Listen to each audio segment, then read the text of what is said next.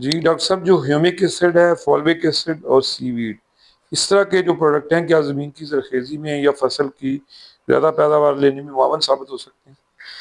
अच्छा जी, ये बड़ा इंपॉर्टेंट क्वेश्चन है। बहुत सारे लोग, बहुत सारे दानश्वर हजरात जो है वो लोगों को बेवकूफ बना रहे हैं। पहली बात, इसमें कोई शक नहीं है कि जमीन को कार्बन चाहिए। कार्बन जमीन की जान है। डिजॉल्व कार्बन, हम इसको डीओसी भी कहते हैं, डिजॉल्व ऑर्गेनिक कार्बन। डीओसी जमीन की जान है, क्योंकि माइक्रोब जो है ना वो बायोटा कार्बन को फूड के तौर पे लेते हैं और फिर रेस्पिरेशन करते हैं और अपनी बाकी एक्टिविटी करते हैं। कार्बन डिजॉल्व फॉर्म में बायोटा को एक्टिव करती है, सॉइल का बिल्डिंग ब्लॉक्स है, न्यूट्रिएंट की अवेलेबिलिटी को बेहतर करती है, सॉइल की हेल्थ को बेहतर करती है। तो हम कहते हैं रूडी ऐड करें। कार्बन है, उसको डीकंपोज कर लेंगे तो और अच्छा बन जाएगा। बैक्टीरिया के साथ, वेस्ट डिकंपोजर के साथ अपनी रूढ़ी को, गोबर को, ऑर्गेनिक के वेस्ट को, फार्म के वेस्ट को डीकंपोज करें, कंपोस्ट बनाएं। उस कंपोस्ट की कंपोस्ट टी बना लें, वो उससे भी कमाल की चीज है।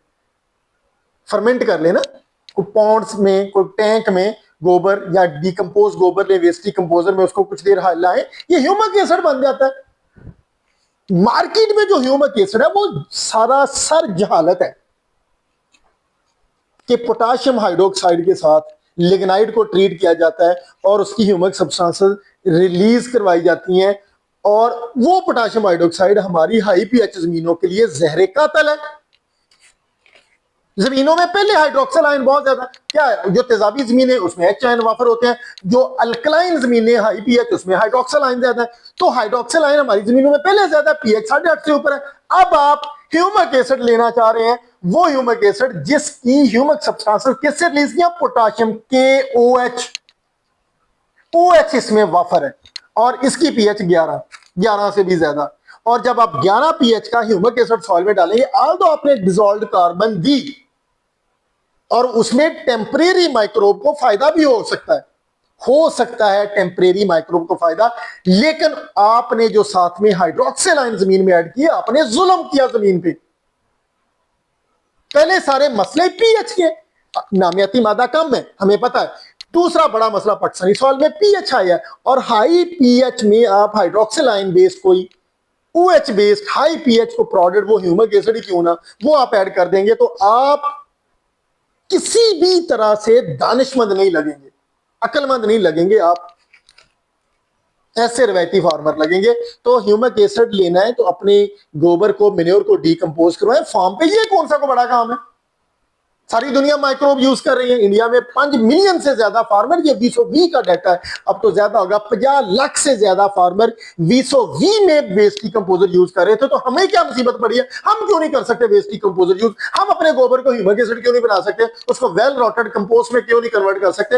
वेल रोटेड ह्यूमस में क्यों नहीं कन्वर्ट कर सकते और अपनी सॉइल की जरखेजी बेहतर कर सकते?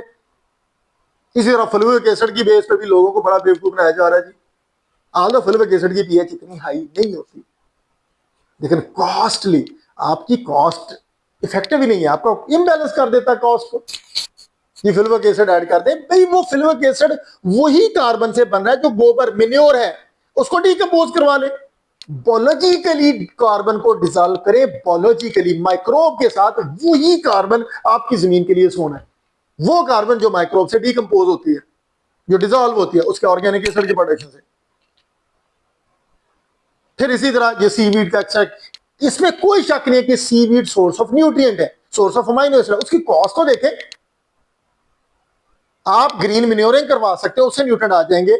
आप गोबर को डिकंपोज करके ऐड करवा दें, आप एक अच्छा कंपोस्ट बना के ऐड करवा दें। सीवीड फुलविक एसिड, ह्यूमिक एसिड का मतलब है सॉइल की भी, और एक्सपेंस आप उसको इतने हाई लेवल पे ले जाते हैं कि फार्मर रोएगा, पैदावार आ नहीं रही। मैंने कोई ऐसा फार्मर नहीं देखा जो कहता कि मैंने सीवीड अप्लाई किया, फुलविक एसिड अप्लाई किया और मेरी मक्की की प्रोडक्शन 140 मन आ गई। वो है तो मनो दसे, या मेरे शुगर केन की पैदावार 1500 मन टप गई, या मैं कॉटन 50 मन ले ली, या मैं कणक 70 मन ले ली, या मैं राइस 65 मन ले लिया। ऐसा कुछ भी नहीं है, सिवाय ये लॉलीपॉप पे लोगों को बेवकूफ बनाने के।